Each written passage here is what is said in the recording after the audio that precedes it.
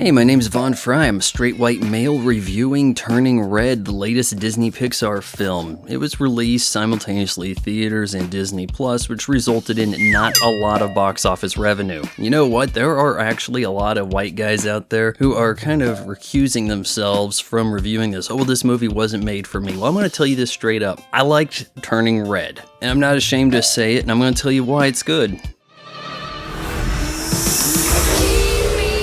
Vaughn Job Vlog.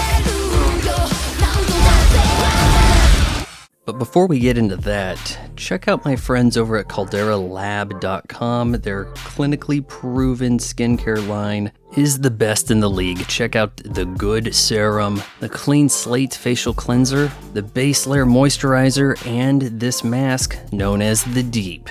And you can use my promo code FRY15 to save 15% at checkout. So our story concerns Mei-Lin Lee, a Toronto teenager just turned 13 years old.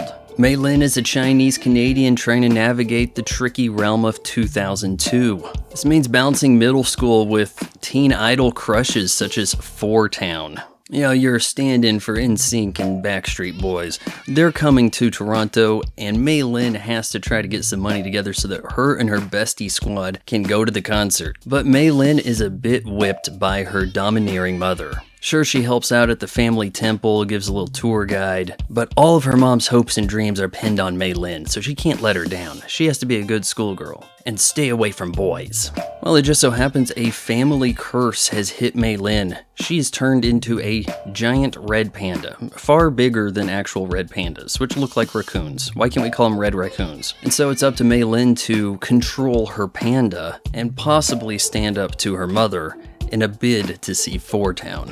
Yeah, I'm trying to keep the spoilers out of this one because it seems as though a lot of people are not watching this. They seem to be afraid. Oh, well, it's a whole Disney film about periods. I don't want to see that. I would say that the turning red aspect of this is not entirely about the menstrual cycle. It's really the culmination of all things puberty and a girl becoming a woman. The heavy flow stuff is brought up within the story quite abundantly. But I also see the panda being representative of May's boy fever and willingness to strike out on her own.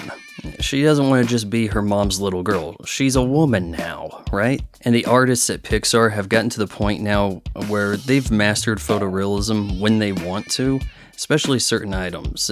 Glasses with water in them and food. You could have told me that that was actually shot for real, and I might have actually believed it. Now, being one who did experience 2002, I do find some anachronisms here. I don't see middle schoolers wearing Uggs in 2002. Middle schoolers don't have a flip phone, and I am not so sure anyone was saying OMG out loud. Yeah, but I did appreciate one kid saying, "Oh snap." I think you should embrace turning red and your panda, as May did, and feel relieved that Pixar is putting forth all this effort into a seemingly rather niche story, without a typical hero defeating a villain angle, while in the process delivering all the fun and excitement you have come to love out of the brand. And miraculously, in the 2020s, making something about Chinese people, but having the stones to not get Michelle Yeoh. Like, did Hollywood decide that is there only one Asian gal, and evidently she can only halfway speak English and we need to put her in everything? I give Turning Red 3.5 out of 4 stars.